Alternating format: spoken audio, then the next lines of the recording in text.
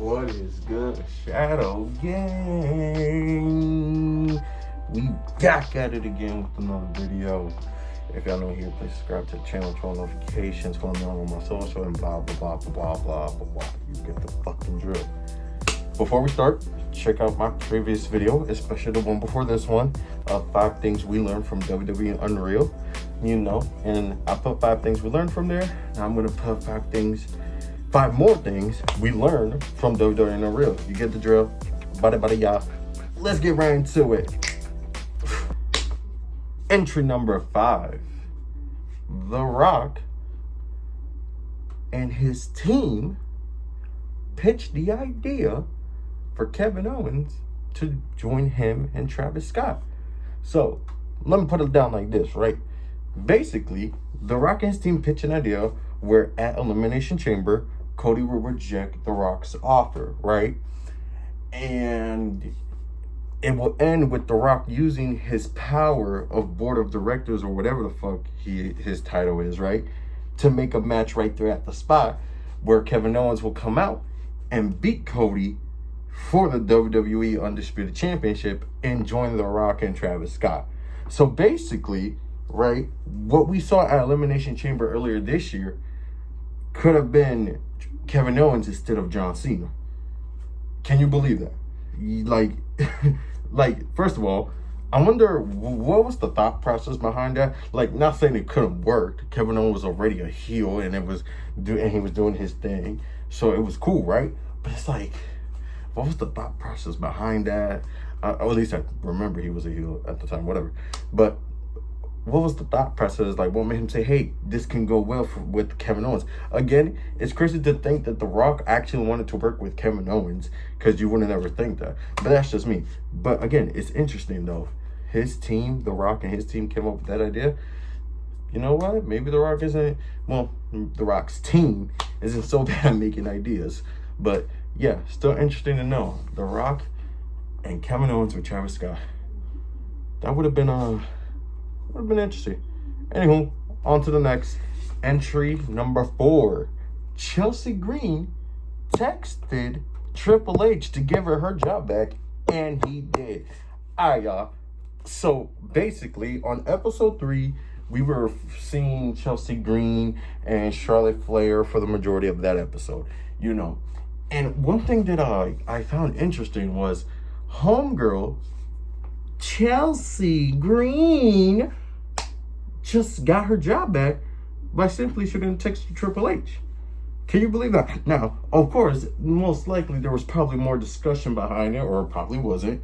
I don't know. But the fact that she said, hey, let me text Triple H and say, hey, I want my job back. Give me my job back. And he did. It's like, yo, that gives me a respect for Chelsea Green now. Because, like, you legit said, hey, I want my job back. And you got your job back by sending a text. That's unheard of.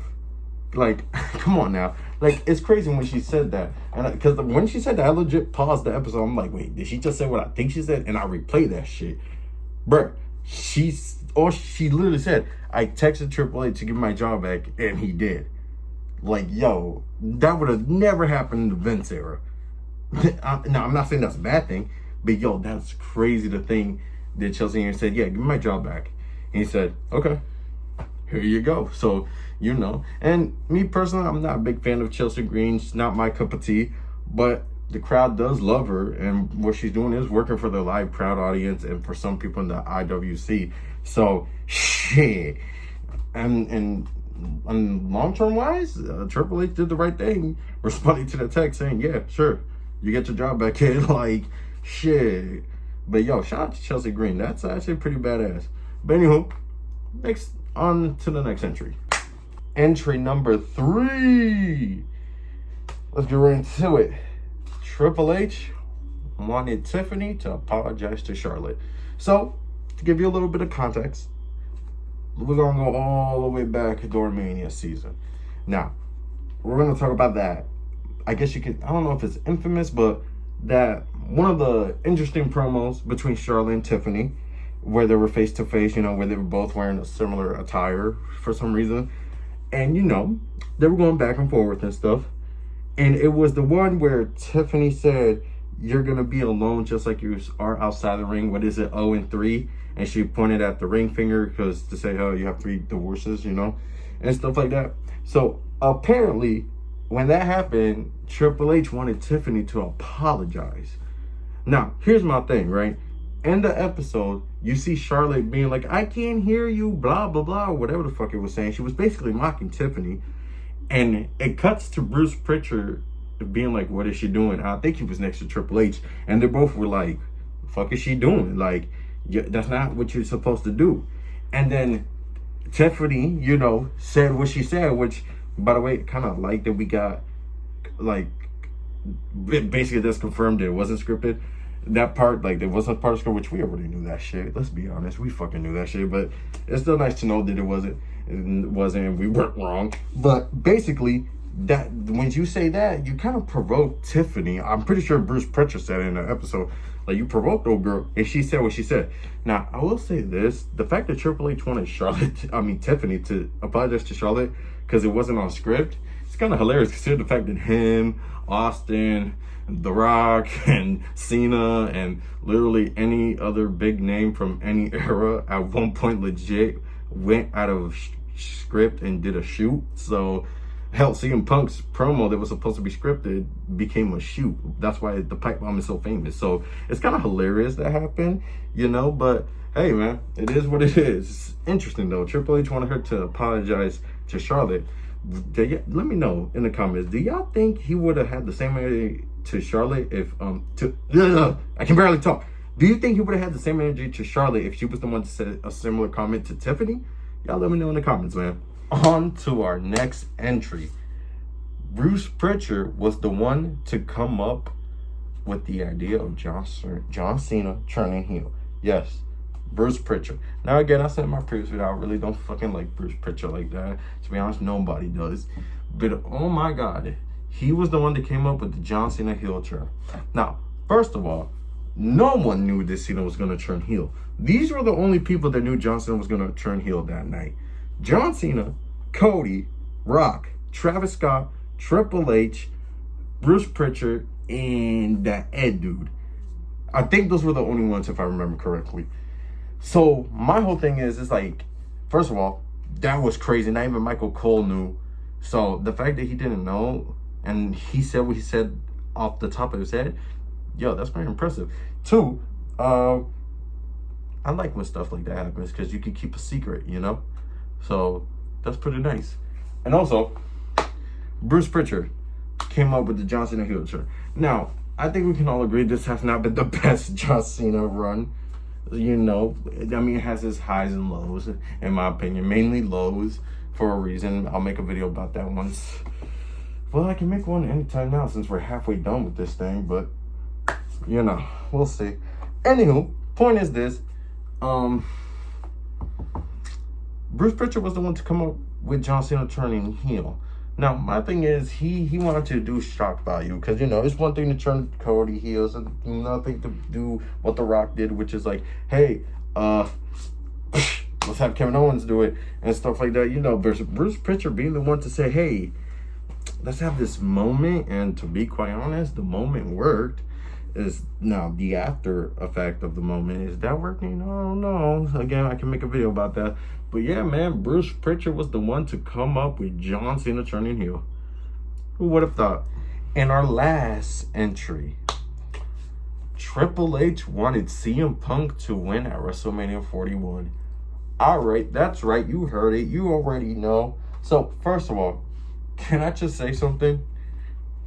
Triple H being the one that wanted Punk to win, kind of interesting because, again, little kid me before the mask really looked at them two and I'm like, man, these guys hate each other so much.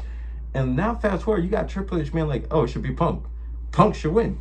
And oh my God, he was literally saying that so many times. Like, even seeing that moment before Punk music hits and he comes out to his song, you see him and Triple H hug each other, and I think Triple H, and I'm paraphrasing, of course, and he basically say, hey, you've been a main eventer or whatever, and stuff like that, so you always been a main eventer or whatever, or I think that's what he actually fucking said. But he said some shit like that, and it's like fucking very tearful, you know, and then seeing CM Punk get emotional and shit. But it's still shocking to me that he wanted Punk to win, not only because of what they had their history, right? But also because in that match, Seth Rollins won the match. And, you know, Seth, well, you know, he's Triple H's guy. What Seth is to Triple H is what Roman was to Vince. We can all agree on that. Now, you can say that as a bad thing or a good thing. Me personally, I can make a video about that. But again, it's crazy to think. Of course, Seth was the one to win, so his boy did win. But the fact that Triple H pitched the idea of Punk winning, like, hell, I didn't even mention this in the last video, and I didn't really think of putting this, but before even the Rumble, I think when they picked Punk, I think he said, well, we both know what the main event we want. Punk and Cody, Cena and Cody, and Punk and Gunther for the world title or some shit like that. And I'm like, yo, what? I'm like, man, I don't know if I should put this as an entry though. Oh, I dropped something. My bad, cut. Oh, back at it. So I said to myself, damn, should I put this as an entry? But I didn't. But that's still shocking. Like, this whole thing showed me that he really was high on Punk. But yo, the fact that he wanted Punk to win main event night 1, it's kind of crazy, man. Let you know that things are changing in WWE, man. Crazy times, ain't it? Crazy times. Alright, y'all, that's it for this video, man. Again, I am so sorry if this felt rushed and shit like that, man.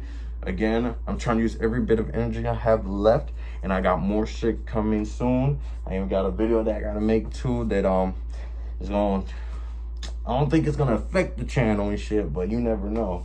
So yeah, man, like, comment, subscribe, turn on notifications. Let's get that road to 1,000 subscribers.